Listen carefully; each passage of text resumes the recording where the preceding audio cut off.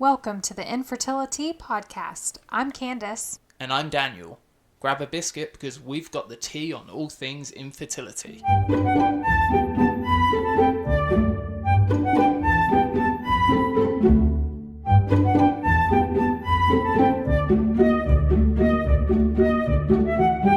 If you're enjoying the podcast, please give us a 5-star rating and leave us a review. This helps others find our podcast and get even more information about coping with infertility. Also, if you'd like to stay up to date with our story, you can follow me on Instagram at Operation Baby Bump. Have a great topic for our podcast? Email us at thevanwades@gmail.com. Hey guys, welcome to episode 2. Hello. Alright. Alright, love. Can you hear that beautiful bird in the background? Did you hear that? Yeah. That's our co-host. Birdinson. I don't think your deodorant works, actually. What? I don't think your deodorant works. Mine? Yeah. For me? No, for me. I was going to say, my deodorant is fine. I never stink. You stink. I know. Your deodorant is now not working for me, so I've been trying all natural deodorants for quite a many years now, and nothing works. I tried Piper Y for a couple of years, and then, it worked great. Is that the one you have to put on with your fingers? Well, they have it in the pot, but they also have it in the stick now. The grey one. Yeah, and it stained all of our clothes, our pits. That's true. Like a charcoaly color, which it's like, which is worse, stinking or having stained grey pits? Yeah. I don't know, but no, definitely stinking. I've tried probably upwards of 20 different deodorants, and most recently I've been using Daniel's, Tom's. Really good 48 stuff. hours, and it's been pretty good. And then they came out with a ladies 48 hours, and I was like, oh, it's so called I can... Tomboys. Get it? Good one. Thanks. I think they're all weak. But that did not work for me. Yeah. But at all.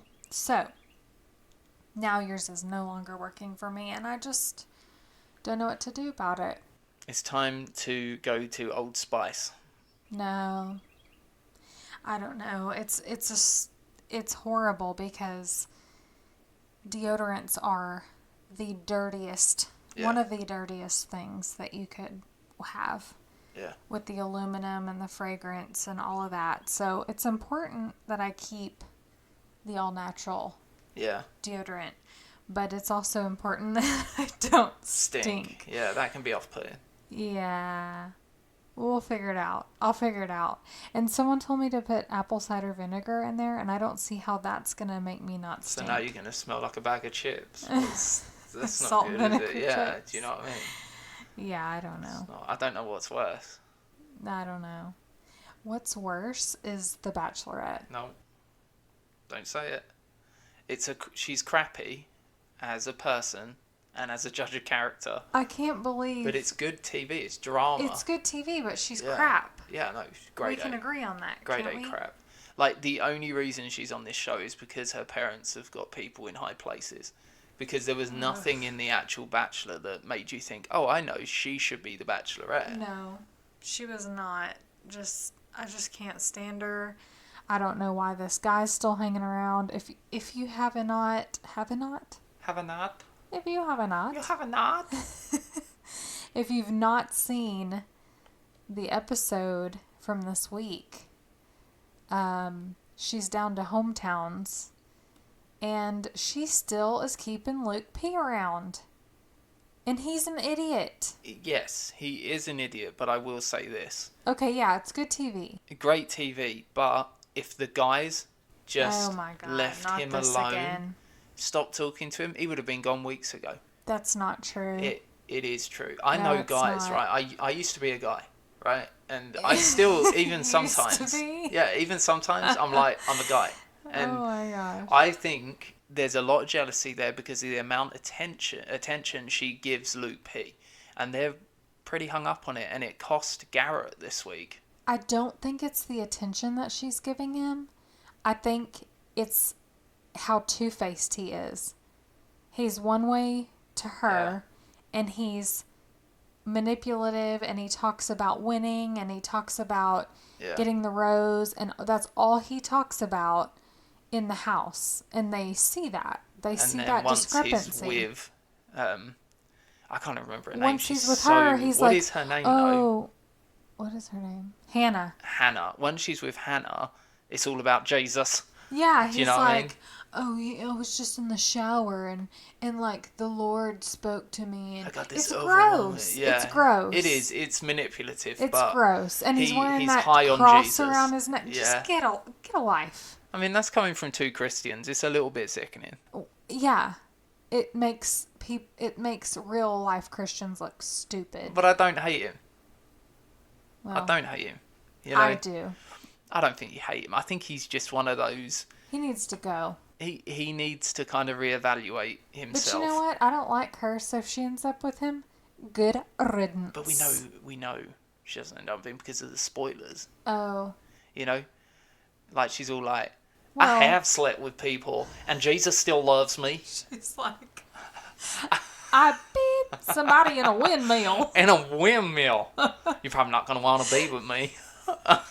Hannah B. We know what the B stands what a little hussy. Yeah, dude. She in is what we call a 10 to 2 girl in England. A 10 to 2 girl. Look it up. Ay, Dios mío. All right, maybe we should move on. I could talk about this for ages. Well, today we really wanted to talk about something better.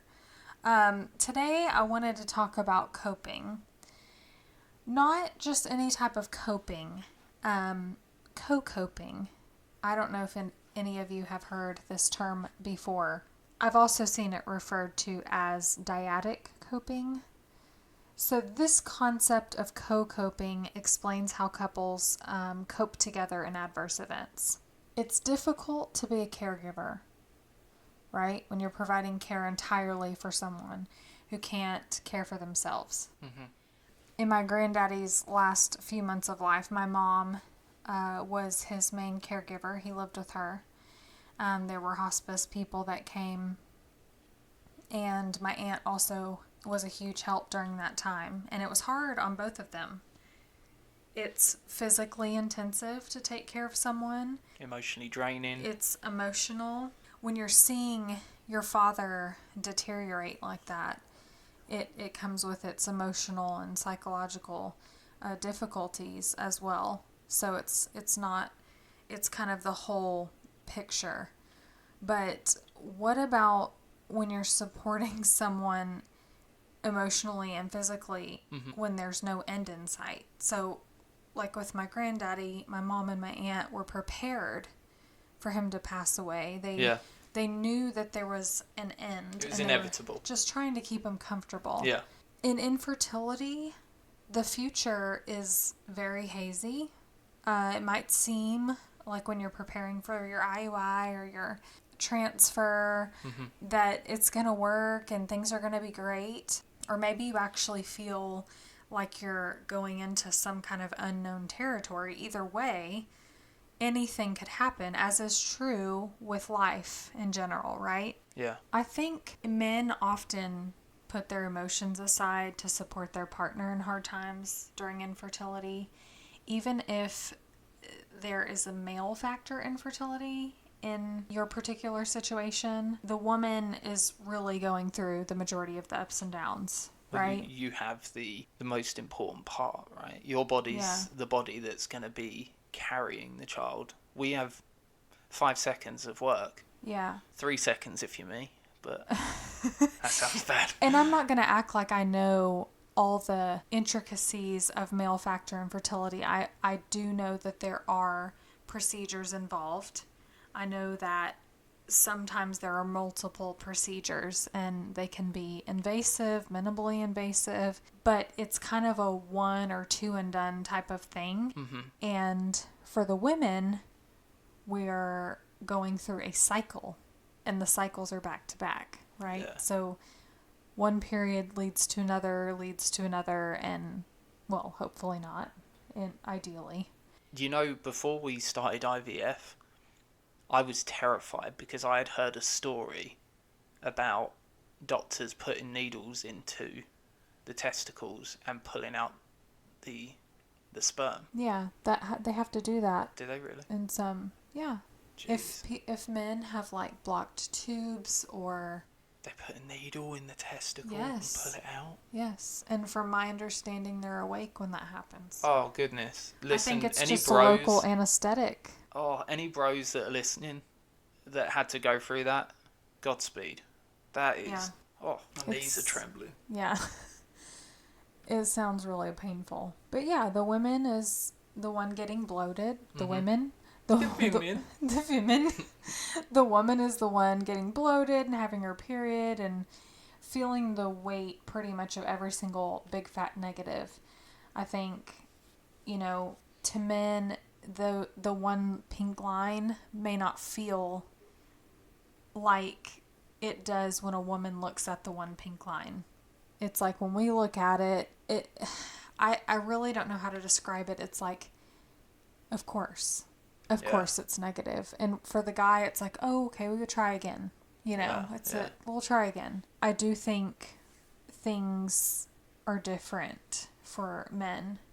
No, I mean, obviously, they're 100% different. Yeah. I mean, every time you get that negative pregnancy test, you're right. For us, it's just like, okay, we go again. We bounce back. But for you guys, it's okay. I've got to put my body back through this entire process again. Yeah. With no guarantee. And then it starts all over again. Ooh, I just felt a twinge. Is that implantation? Yeah. Oh, that's spotting. Is that implantation? Yeah. And I think that we have this feeling that it's over before anybody else knows it's over because it's our bodies. Yeah. You know what's usual and what's unusual. Yeah. That's another crappy thing too, is when we do feel some kind of new sensation, we read into it. For the guy, it's just like, it's either a yes or no at the end. It's pretty binary. Yeah, exactly. So, I don't know how you felt when I was going through those cycles. I've never really thought about it, honestly. I think most of the time I was thinking about you. I'm a really easygoing guy anyway, so my feelings were always secondary. Not to toot my own horn. But I think... I don't know. It's tough to... I didn't really think about it. I was always terrified. I am always the sort of person who would worry about everything. So I'm overprotective. Like, okay, the dog's getting anywhere near you. Like, when you had just had your transfer. That was one thing that I was always like, get off. Don't go near. Yeah. And you was like, we'll be fine. They're not going to do any damage. But in terms of my feelings, just anxiety, impatience, but like a continuous level of hope is what I would say. Yeah, and that's kind of what I mean about coping is it's the idea that we're both coping but in different ways, and the way you cope affects the way I cope, and the way I cope affects the way you cope. 100%, especially when you look at your coping method for when something goes wrong is distance. Like, you like to, like, if you stub your toe, for example. Don't talk to me. Don't talk to you. Don't try and cuddle you. I'm going, But you're like, oh, and then you try to come over to me, and I'm like, get off of me. Get off of me. Or, like, anything going wrong, your coping method is, I've got this, I'm independent, I do not need you to put your arm around me. Yeah. Right? In fact, I would go as far to say that even asking, hey, you doing okay, is a trigger for you. That frustrates you. I'm the opposite, right? I'm the complete opposite. It just frustrates me because you also ask if I'm okay if, like, I drop a pencil on the floor. You're like, you alright, nah? Yeah, I do. like if I dropped a pencil. But that's an English thing, right? Like, we're so, like, quintessentially polite about things. It's like, oh, that was a bang. What should I do? Ignore it? Or go, alright, everything alright over there? Alright, how's it going? But Yeah, it's and then true. I'm the complete opposite when it comes to things. If I hurt myself or something goes wrong, give me a cuddle, right? Give me a hug, put your arm around me, give me a kiss on the forehead, Yeah. mess up my hair and say it's going to be alright, kid. And I think that has a lot to do also with your love language. Yeah, And our love languages are hugely polar different. opposites. I speak Mandarin Chinese and yours is Latin. Like, we couldn't be any more different. Yeah, it's very different, but I do think it's important to recognize, like I can recognize what his coping mechanism is and his love language, and he knows mine. Well, I don't like it. After nearly Yeah. 10 years, sometimes he acts like he doesn't know.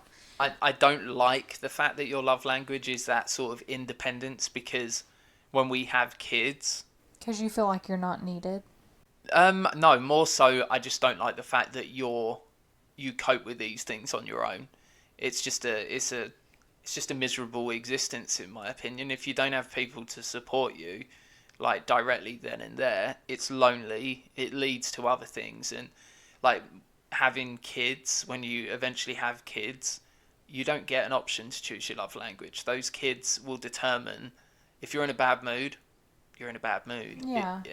So you have to adjust. Like, I'm going to have to adjust so much when eventually we become parents, right? I can't listen to the music I listen to now because there's You cuss can't words say in it. the things I that can't you say. the things. I can't say the jokes. So everything has to change. And I think one of the things that will have to change eventually for you will be your love language. You're going to have to be, adjust. Yeah, I think so. We'll see. We'll see. But you remained really outwardly positive during our treatments, and I mean, even though we were crapped on every turn, every single Yeah. appointment, every canceled cycle, every Yeah. failed cycle, did you really feel that positive, or were you actually just putting on a brave face? Bit of both. Terrified. To put it into a boxing terminology, I felt like we were in the 12th round. That's the last round. And I just received a punch. Thanks for spelling it out, because I didn't know what you were talking about. And I feel like I'd received a punch in the temple and I was on my knees. So it was... I was always overly positive, because there's no way that someone can go through what we've been through and not get a positive at the end of it, in all honesty. But we didn't every single time. And Yeah. that's like, I remember you saying, something good's going to happen to us. I can feel it. Like, something good is going to happen. And I didn't believe you, because No, I didn't. of the pattern that we had gone through, Yeah. and the history of our, crappy infertility, and that Yeah. nothing good has ever happened. No. Nothing. It's exciting when you do, like when we did a round of IVF, and we would, go through that waiting for the call, the embryologist, and this and that, and then Yeah. you end up having, we had 3 the first round, having 3 normal embryos, and they're all girls, and it's like a celebration, because it's like, my dreams have come true, I'm gonna be a girl mom, and blah blah blah. And I'm already packing my bags to get out of it. I'm like, no, not another one of them. And then we lose them all. Yeah. And then you go through another 2 rounds, and then Yeah. we get more embryos, and that's a celebration. And then it's canceled cycle, canceled cycle, Yeah. canceled cycle, failed cycle, failed cycle. And it's just the same thing over and over again. And how can you feel like something good's going to happen? I mean, you, in your mind, you say it can only get better. Yeah. But that's not really true, because it's like, I mean, it you could get would worse. hope it could only get better. Yeah. It certainly feels like it couldn't get any worse. Yeah. But I appreciate the stability of your positivity, because I needed it anyways. Even Yeah. though I didn't really appreciate it at the time, looking back, one of us needed to have A positive mental attitude. outlook. Yeah, you did. Even though I was extraordinarily positive through this whole thing, the funniest thing was you were so honest with me. Like, I don't want to hear that right now, Daniel. I don't want to hear that Yeah. positivity because all we've been done, all that's happened is we've been crapped on. Yeah. And I totally understood it. It wasn't going to change how I felt, though, right? I was convinced that we were going to get positive news at the end of this, even if it didn't come via our crappy clinic. I was Yeah. convinced we'd get positive news. I guess I It's was tough, just though. hoping to see, and I think I did see this after our first round of IVF and all of the embryos we lost. That huge conversation we had about, do we pursue more IVF or do we adopt? Do we roll the dice and spend all this money doing more IVF and then that fails and then we can't afford to adopt? And it was one of those, I don't want to say knock down, drag out fights, but we were on two different pages, and I think that was Different the books. first time that I saw you show any type of anger towards the situation. Like, I don't want to be having this conversation because I don't want to be in the situation. This sucks. Yeah, no, I agree. I remember that conversation distinctly because I was going through a really busy period at work, and I was openly failing at one thing at work that I'm not good at failing, like, and it was something I was struggling with, and then that compounded it and made it worse. I was already in a bad mood, and then we're going through this situation, and it was so frustrating to hear this isn't working, so now we're going to have to do this. I'm like, okay, whoa. I don't fail at things, and now I'm failing at two things in the space of 2 days. What is happening? And I was really angry because the option, obviously, of adoption, I wasn't there yet. You know, I have all the respect in the world for people who can adopt because it shows a complete level of selflessness that I'm not at yet, right? I was determined to have my own DNA.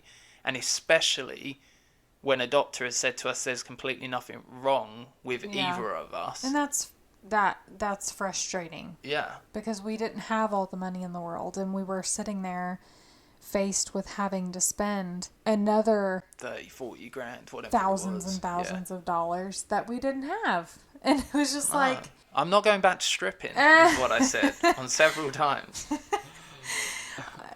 but I think that men, when partners are going through infertility, and I can't speak about same-sex couples because I honestly don't really understand the dynamics of a same-sex couple because they're all different. Like, I have plenty of gay friends that have a partner and they are both really manly. Like, neither one. We sound like such old people right now. I'm just saying well, those that, gays, they sounded manly. well, I just mean, like, I can think of couples that are both really masculine, and I can think of couples that are both really feminine. And so I don't know, like, when it comes to gender typical emotional states. Yeah. And I certainly can't shed any light on lesbian couples because I think I only really know one lesbian couple. So, and I can't even imagine, like, the emotional dynamic for two girls. Yeah. I just don't know. But I can say that in heterosexual relationships, generally, gender typically, men stifle their emotions, and whether it's a pride thing or whether it's in the interest of their partner, you know, I think women obviously are much more emotional, and so they put their feelings aside. And like I said, we had been going through those treatments for 2 years. well, at the time I'm talking about after our first round, we had been going through it for almost a year. Was it really? Actually, it was over a year. Yeah, I was going to say, we It started... was over a year. Our first appointment was November 2016. So, it was December. Was it really? Yeah. I just mean, like, it took a whole year for me to really see some type of a emotion out of you, which is good because we can't both be falling apart. And I was definitely not, No. my best during those But years. it's completely understandable. Like, although you think I was completely stable, I actually had a really bad Cadbury's cream egg addiction through that period. I Through was that period, smashing them. you don't say through that period because you just I bought 50 48 about actually. when Easter was over. So let's call a spade, okay? It was 48. You're stupid. You're so dumb. Oh, they're so delicious. Okay, so you have Cadbury cream eggs. Women have Instagram. Yeah. You know, we found this amazing community, and up until recently, there have been like no men on there. Yeah. Sorry, I'm still. All right. I did buy 48. Okay, let's move on now. I've been really happy to see some men on there documenting their journey and talking about what them and their wives are going through. In the beginning of our journey, I talked to you about this the other day, but you weren't really keen on being too sherry. No. Sherry? It just is not the sort of person sharing, I am. Yeah. And I would say up until I started my Instagram, we were really private. And actually, my Instagram was private for a while because our families didn't know that we were going through it. And we had kept our struggle private for many years from our families and our friends. What was it in the end? From the time we first started to try and conceive, it was about 6.5 years, 7 years. Yeah. In the beginning, when we were starting to try, they knew we were trying.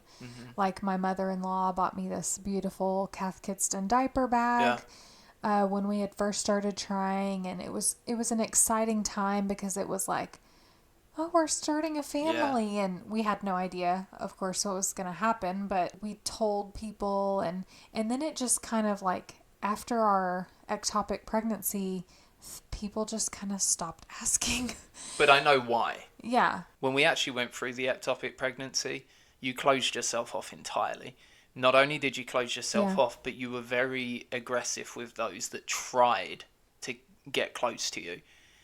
And I distinctly remember people asking me how you were doing because they'd been snapped at by you.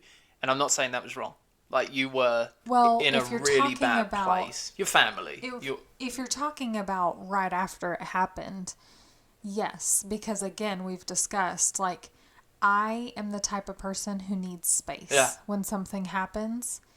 And I think I made that clear that I needed space. Yeah. And then they would say, can I stop by? Yeah, can I bring you something? And I'm like, I need space. Yeah. That means give me space. Don't text me. Don't call. Do not stop by. That means no offense, but that's just how I personally cope with things. Yeah, it's not it's me. It is. And then it becomes them because they don't respect that boundary that I need in place. Because being alone makes me feel safe. And I don't like crying and cuddling and, someone hugging me while I cry. Like, to me, that is just cringy. And that is not my MO. Basically, what she's saying is she's dead inside. And I can agree with that partially. But but that was what drove the fact that after that, everyone made a conscious decision that the worst thing you can do is ask you questions. Well, I can't say that I'm sorry. I can say I'm sorry if I hurt people's feelings. I can say I'm sorry for hurting people's feelings, but I cannot say I'm sorry for setting that precedent because I need space. Yeah. And I feel like my family knew me well enough to know that, when I'm a teenager and something bad happens and I go to my room, like that's how I want it. And I know that's a real teenagery thing to do, but then when that's my behavior for the rest of my life, like that's no different. And I understand because they were grieving too, and they needed to cuddle me. They needed to cry with me. They needed to see me and see that I was okay. Yeah. But I was miscarrying a baby or a placenta because it was ectopic, I guess. Yeah, but I think that, you know, and that's fine, but that's where it stems from. Yeah. Right? It stems from there. I'm happy. I'm happy that Yeah. it going back to us being private, I'm happy that nobody asked for many years because it got worse. It got Yeah. worse for us. Like, Yeah. if it can get worse after an ectopic, I think, you know, when you keep trying and keep trying and keep trying, and then you finally get to a point where you're like, well, I guess we're those people that Yeah. need IVF. Hi, I'm Daniel. This is Candace, and we're infertile. I guess we're those people. Like, I guess we Yeah. are that couple that people know that did IVF. Yeah. And that's, like, unfair. Like, when everybody else is buying their house and we're sitting here, like, hopping apartments and, you know, like, it's unfair to me. Stuffing our faces with cream eggs. Eating cream eggs for breakfast, lunch, and dinner. Can't eat any more eggs. They're so delicious. So, yeah, I'm happy that nobody asked us that. That's great. But I think you really came around. I needed that support. And despite how private we were and how much space I needed, what I needed was support from people who actually understood. Mm-hmm. I needed people that I could identify with, who could identify with me, and who I could, you know, form friendships with. Yeah. You needed a squad. Yeah, I needed a squad. Squad. And I found that on Instagram, and I didn't expect to find that. It just turned into friendships and a community, and it was amazing. But for men, you go to work and you do your thing and you come home and it's like, oh, we're still infertile. So you have a level of being able to have some distraction, but you don't really have that outlet. No. You don't really have that outlet that I have. Thank goodness for sports. That's, you know, that was my stress reliever, but normally causes more stress. So I think you branched out. You're out of your this podcast is out of your comfort zone. Hugely out of comfort zone. But I know you do it for me. Yeah. And I know you do it for the people out there that are listening who message us and say just how much it means to us. Yeah. That we're not alone. You know, I can identify with you, and like my husband loves listening to your husband because he feels like men don't have a voice. And so, I mean, there are plenty of infertility podcasts out there. Yeah. And they're primarily done by women. Yeah. So, I mean, there's like one, maybe two that have the men involved. I wouldn't do this podcast if I didn't feel a responsibility to do it.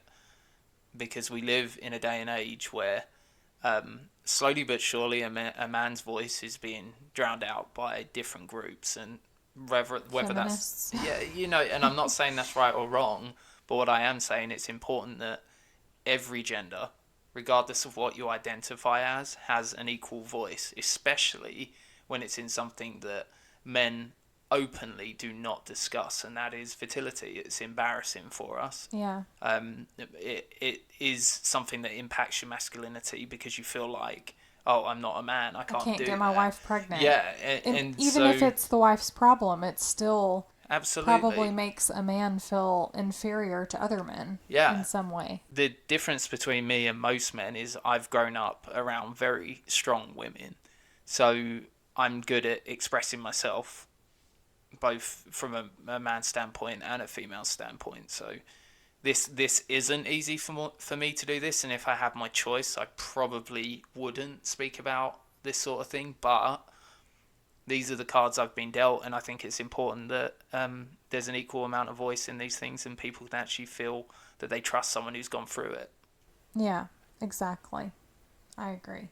So there was a paper published back in 2008, and they found that the way one partner copes directly affects the way the other partner copes, and I mentioned this earlier. A partner's use of active avoidance coping was related to increased personal, marital, and social distress for men and women.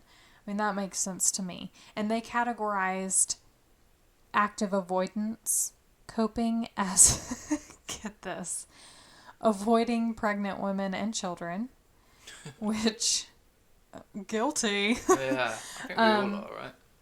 Yeah, I, I I, think, I stopped myself from going to a baby shower yeah. at work because I We was like, I don't go just to don't want to baby be around showers if we there. don't want to. I also, like, pass, and I still do this, I pass women who are pregnant, and I'm like, oh, good for you. Oh, you're Oh, how pregnant. good. Oh my Oh, gosh. You do that. congratulations. I don't. I think I still feel a tinge of jealousy when someone's like, "We're pregnant," and it took 4 weeks, and you're Yeah, like, and you're like, "Oh, it shut up. did 4 weeks. Congratulations. Great." I know, I still feel that way too when people announce their pregnancy and they're not one of us. I'm Yeah. just like, shut up. Shut your mouth. Shut your mouth. Shut your mouth. Shut your mouth. Panned? Panned? Panned. I think I can help with the panned thing. There's a D at the end. If you haven't seen Step Step Brothers, that is a direct Panned. quote. We're actually thinking that any daughter would be named Panned going forward. Pan with a D. With a D. Anyways, so they categorized active avoidance coping as avoiding pregnant women and children, keeping their feelings regarding infertility stressed themselves, and turning to outside activities such as work to take their mind off of infertility.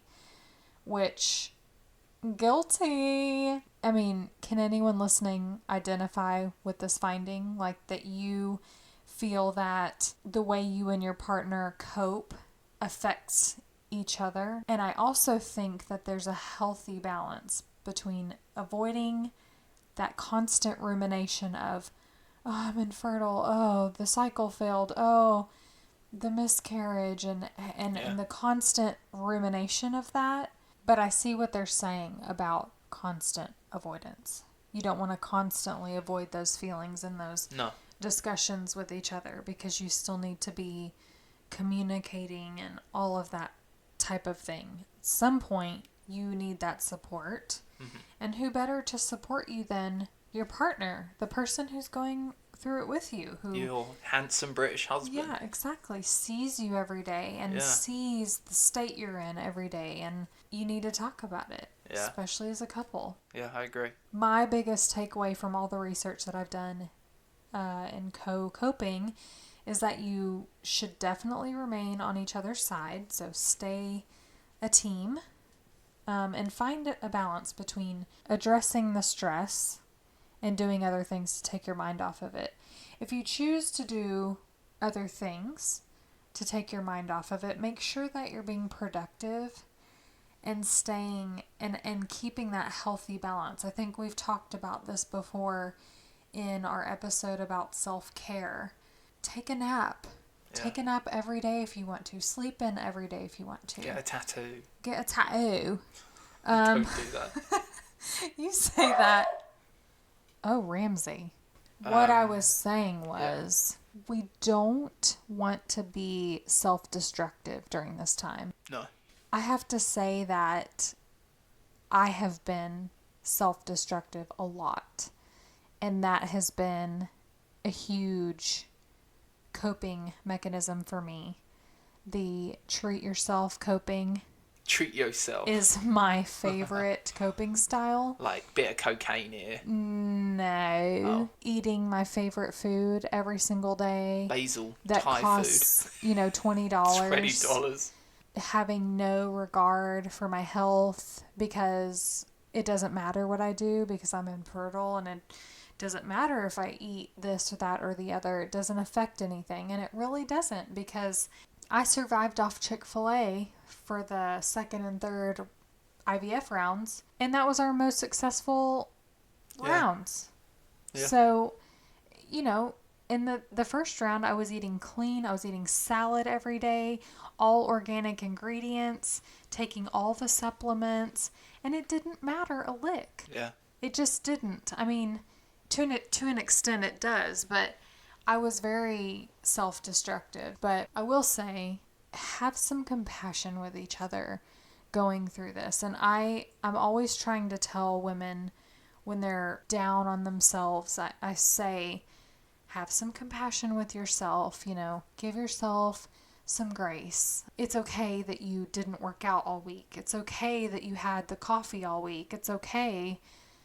Just forgive yourself and move on. Whatever that means to you, moving on. Yeah. But in co-coping, I would say one of the other big things is having compassion for each other, especially when you're going through infertility. I mean, it makes such a huge difference in personal recovery for someone to be compassionate towards you during your difficult time.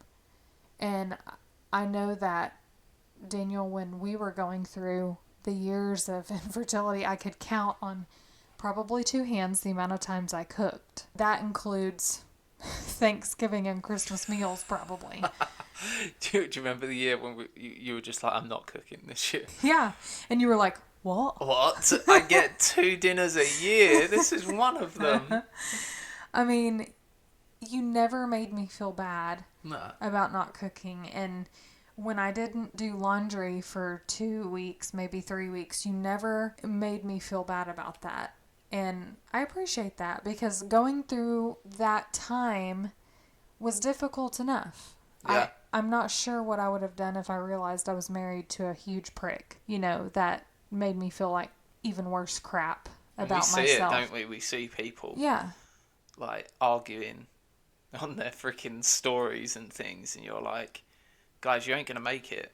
Yeah, I just kind of shake my head and go, Godspeed. It's difficult. Everyone eventually is going to get pushed their limits and they're going to snap about something, but it's important that you like contain it correctly and just get back to a point where you're on the same team again.